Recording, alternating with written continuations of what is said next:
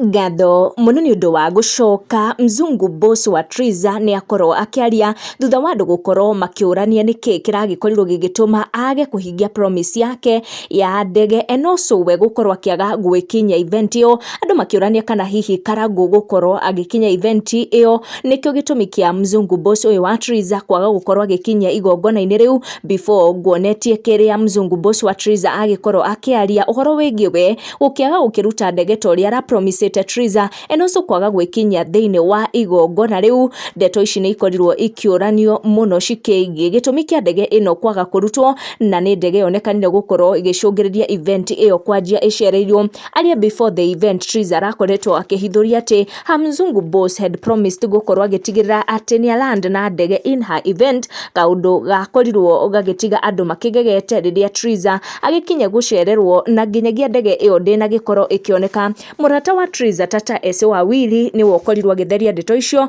akorwo akiuga gitumi gia Triza kwaga kuland na ndege ni ati ndege iyo ni yakorirwo ikiaga maguta, gitumi gikorirwo gikihuthirwo thutha wa igongona riu nginya gukorwo rikianjia rigicererwo. Na Boss uyu wa Triza muthungu akorwo akiingira nenda-ini ciake akiuga gitumi giake kwaga gwikinya in that event tondu wa Karangũ gukorwo agikinya but because ndakiri guku bururi-ini na ni akorirwo agitravel bururi wa Switzerland na agikorwo hau ndeto igitherio cikigie kiria gitumire Triza akorwo akiaga gukinya na ndege gugituika ati ndege iyo ni yagire maguta. Na riu ciuria nyingi muno igitigwo ni a Kenya ciigie why muthungu uyu wa Triza Boss uyu muthungu agikorirwo agitravel on the day of Triza's event and more so akorirwo agifail gukorwo agikinyaniria promise yake gukire Triza. Ni ndeto cikigie event ino iragikorwo igicama muthenya wa ira kuria thika. Make sure ni turn on your notification or subscribe niguo hingo ciothe ugakorwo uri wa mbere gukinyirwo ni video citu. Tucemanie na next one.